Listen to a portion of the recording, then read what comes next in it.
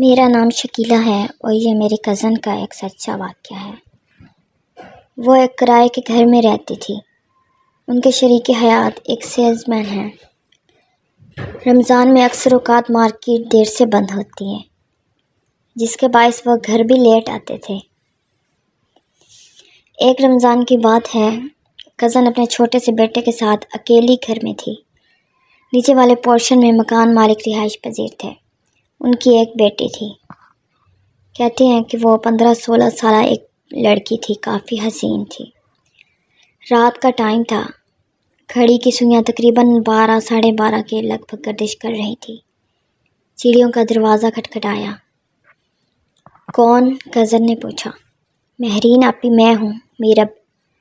دروازہ کھلنے پہ میرب بلا جھجک بول پڑی۔ چھت سے کپڑے اتارنے ہیں، موسم خراب ہے، شاید بارش ہو جائے۔ ہاں جاؤ اتار لو، کزن نے دروازہ کھول کر ایک طرف ہوتے ہوئے بولا۔ السلام علیکم مہرین آپی، کیسی ہیں آپ؟ میرب کے ساتھ اس کی کزن بھی تھی۔ الحمدللہ ہانی، تم کیسی ہو؟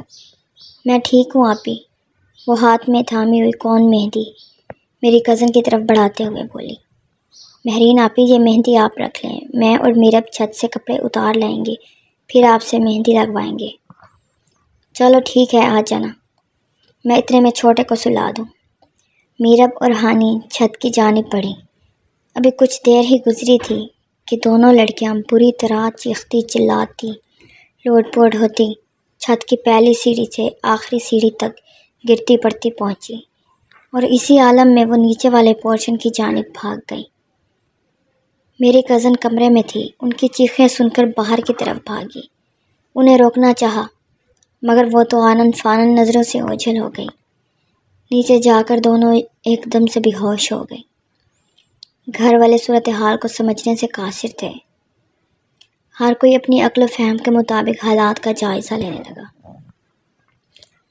اتنے میں اچانک میرب زور زور سے سانس لینے لگی۔ ہانی بھی نیم مدہوشی کے عالم میں میرب کے قریب ہی پڑی تھی۔ دادی اماں دونوں بچیوں پر کل شریف پڑھ پڑھ کر پھونکنے لگی۔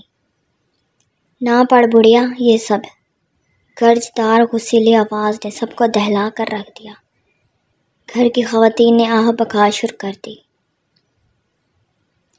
چپ ہو جاؤ، تم سے میں کہتا ہوں چپ ہو جاؤ۔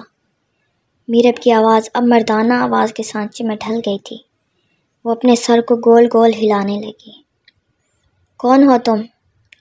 دادی اماں ہمت کر کے آگے بڑھی اور اس کے ہلتے سر کو روکنا چاہا۔ میں ایک جن ہوں، میں بہت عرصے سے اس پر عاشق ہوں اور اب اسے کبھی نہیں چھوڑوں گا۔ ہائے کمبخت! دادی اماں اس پر گرج پڑیں۔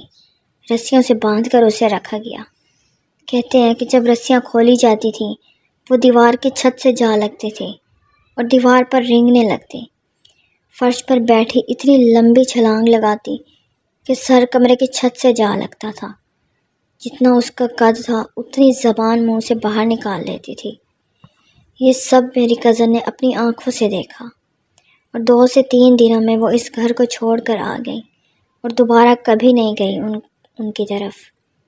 یہ واقعہ کافی پرانا ہے، لیکن سچا واقعہ ہے جو میری کزن کو آج تک نہیں بھولا۔